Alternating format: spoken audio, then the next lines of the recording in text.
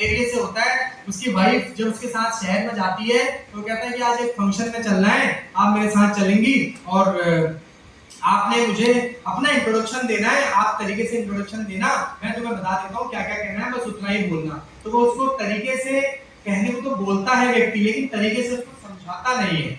जैसा नो तरीके से जब समझाता नहीं है, शॉर्टकट में चीजें बताई जाती है, तो जब 4 लोगों के आगे कोई व्यक्ति जाता है तो वो होपलेस हो जाता है।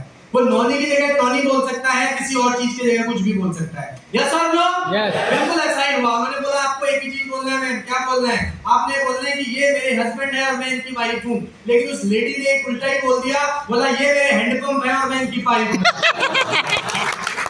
तो मेरा कहने का अर्थ क्या है, जब हम अपनी टीम के साथ तरीके से डुप्लीकेबल चीजें नहीं करते, तरीके से सिखाते नहीं है, तो बात का बतंगड़ बनना जायज है। तो उस चीज से हमें बचाना है। Correct? Duplication is the key of success in Vestige business.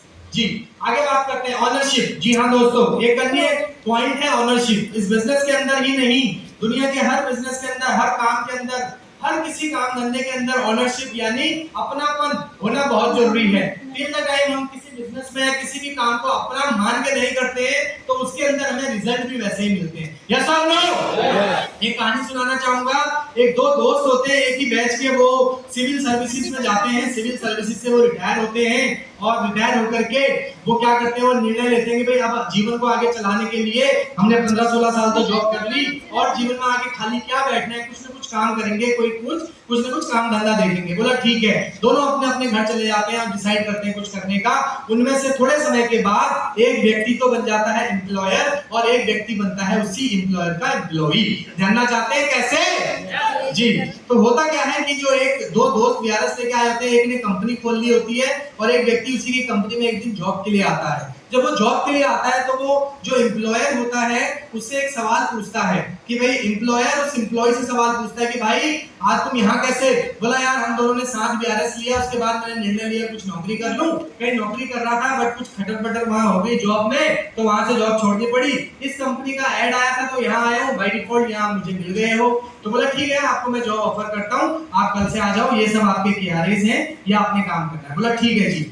होता है एक दिन बीतता है, 2 दिन बीतता है, महीना बीतता है, 2 महीने बीतते हैं, एक दिन वो साथ मिलते हैं तो वो एकाएक उनसे सवाल पूछते हैं। जो एम्प्लॉयर होता है और जो एम्प्लॉय होता है, यानी जो नौकरी कर रहा होता है, जो बॉस होता है, उससे पूछता है भाई एक बात बताओ। बोला जी हाँ पूछो। बोला भाई एक बात बताओ, हम दोनों साथ काम करते थे? बोला जी हाँ। हम दोनों ने साथ ही वीआरएस लिया? बोला जी हाँ। हम दोनों एक जितना ही कमाते थे वहां पे? बोला जी हाँ। हम दोनों वहां पे एम्प्लॉय थे, नौकर थे? बोला जी हाँ। बोला भाई मुझे एक बात बताओ कि आज तुमने वीआरएस के बाद ऐसा क्या किया कि तुम आज एक कंपनी के मालिक बन गए हो और मैं आज भी नौकर ही हूँ? तो उसको ये चीज चुभी जब, तो उसके जो एम्प्लॉयर थे, उसका जो फ्रेंड था, उसने उसको बताया मैं नहीं चाहता था, लेकिन आज तूने अगर ये चीज छेड़ी है बात, तो इसका मैं तुझे इसका रीजन बताता हूँ, बोलो बताओ।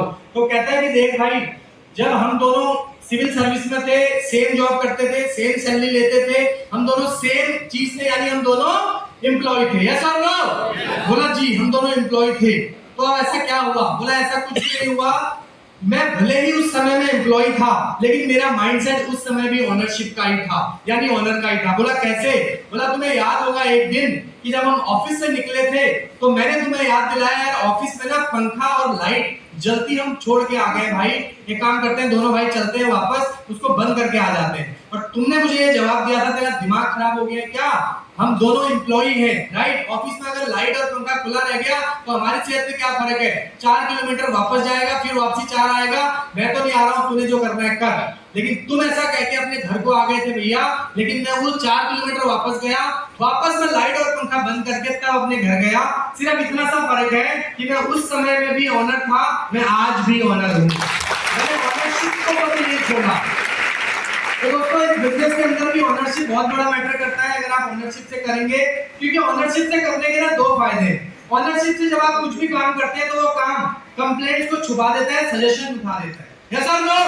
आज आप अगर ऑनरशिप से बिजनेस को करते हैं तो आप अपने अपलाइन के पास में कंप्लेंट्स लेके नहीं बल्कि कंप्लेंट्स की सजेशन लेके जाएंगे। दोस्तों ऐसे अगर आपको आज कोई प्रॉब्लम आ रही है, अगर ऑनरशिप से आप काम कर रहे हो तो प्रॉब्लम को छुपा देगा और उसका सॉल्यूशन को आपको मिला देगा। तो इसलिए इस बिजनेस में अगर आगे बढ़ना है तो हमारे को क्या लेना है? क्या लेना है? ऑनरशिप के साथ काम करना है। और डेफिनेटली सफलता उस व्यक्ति को बड़ा सोचता है, यस और नो? जो बड़ा सोच सकता है, अपने ऊपर विश्वास कर सकता है, आज आप किसी भी व्यक्ति को देखो जो सफल है आपकी